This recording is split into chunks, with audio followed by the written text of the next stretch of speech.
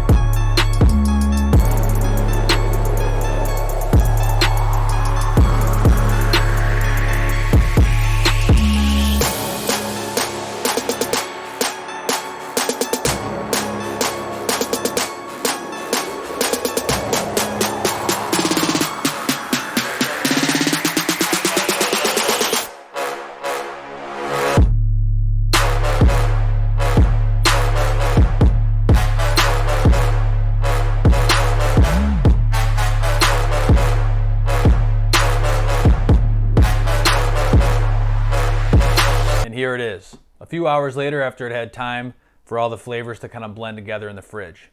So for the price, all the ingredients added up. I mean, Wegmans always has great produce, but it's pretty expensive. So I got everything kind of individually, which also wasn't the best. You know, if you buy in bulk, you get a little bit better of a deal. But that added up to be like $8, a little bit over $8. And my yield ended up being a little bit more, maybe a little bit more than you get in a typical jar of salsa. So for price on this one, I'm going to give it $4 out of 5. You know, $8.50 for a jar of salsa is kind of expensive, and you got to do the work yourself, right? So let's hope it pays off in the taste test. Let's get into it.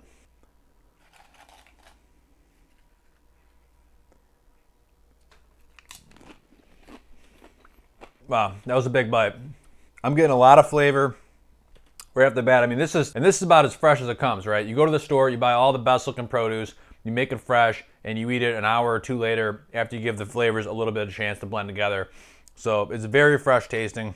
For me, the cilantro in the recipe really helps to add that fresh feel and flavor to this also as well. I bought fresh cilantro, and you're chopping it up, and it's got a lot of aromatic qualities to it. So that makes it taste and smell fresh. For this recipe, I really didn't stray from the recipe at all. I basically followed exactly what it said to do on the recipe on the website. The only difference is it said to use like a pepper or a jalapeno. I used a jalapeno and I used the red chili. For this one, the only liquid in this salsa, being a Pico de Gallo, is the liquid from the tomatoes and the lime juice that I added from just one lime. If you take a close look at the salsa here, there's more liquid, it seems like, than when I put it in the fridge earlier, and I think that's because the tomatoes and everything kind of maybe leach out some of the liquid as they sit in the fridge. But it's still not a ton, right? I mean, this is mostly just a bunch of chunks. So I don't have a food processor, so I just finely ground these up as much as I could by hand, finely chopped them up. So some of the tomatoes and such are a little bit chunkier than maybe if you had a food processor. But overall, I mean, there's a lot of great flavor, a lot of freshness. You know, because I didn't have a food processor, it was kind of a decent amount of work. I mean, it took me a while to chop everything up, but it is very good. You know, this is something that if you went to a nice restaurant that serve this style of food, you know, they'd have this fresh and probably a couple different varieties. And, you know, those are my favorite kind of places to get this stuff because then I don't have to do the work, right? Let's talk heat on this one. So for heat, it's really not that hot. I've only got myself to blame. I made it, right? I mean, I was trying to follow the recipe verbatim the first time around. It's not really that hot, and I've got nobody to blame myself, right? So in the recipe, it did say that you could save the seeds and add more of the seeds back in to increase the heat if you want it a little bit hotter. But this is my first time making it, and I want to basically stick to the recipe like it said and see where I ended up. For me, I probably would add more heat to it, so I just use one jalapeno and one red chili. And again, I mean, you know, all jalapenos aren't created equal, right? I mean, you can get a hot jalapeno, and you can get a jalapeno that's kind of mild. So, you know, there's a scale to it. I did taste test the one I had, and it was like decent, I don't know, right in the middle, I guess. But I didn't really add like a ton of seeds into the salsa, so next time I probably would have done that. And I might also just honestly step up and just put a fresh habanero in it because I like my salsa hot. But this one's, it's good. You know, it's not all about the heat. For this one, it's all about the freshness. The tomatoes for this one, said you could use whatever. I used beefsteak tomatoes. That's just what happened to look the best at Wegmans when I went there and looked the most ripe and the most firm.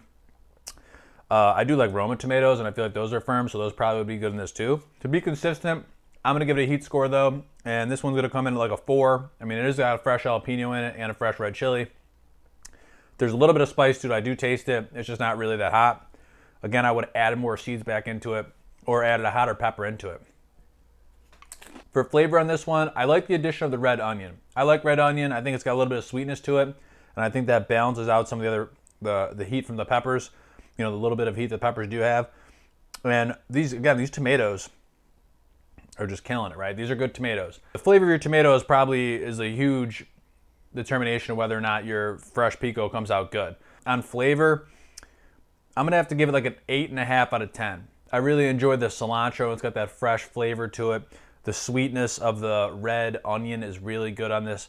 And just overall, the peppers, I got to play on the 2 different pepper flavors, the jalapeno and the red chili pepper, and it's all really good. So this one is really good. Check it out. If you've never made fresh pico before and you like Pico de Gallo, I think it was pretty simple, pretty easy to follow. I mean, really just cut up the ingredients, right? So it's not that bad.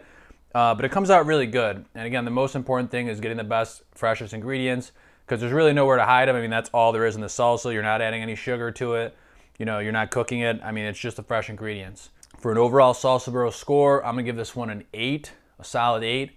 I think if I would have kicked it up a notch with the heat and added a habanero or put those seeds, you know, more of those seeds back into it, would have get closer to a 9, because I really do enjoy this style of fresh salsa. If you've made this recipe before, or if you've made fresh Pico de Gallo before, let me know in the comments what your tips are, what you think. You know, if it's worth making it, if you'd rather just go buy it in a restaurant so you don't have to do the work.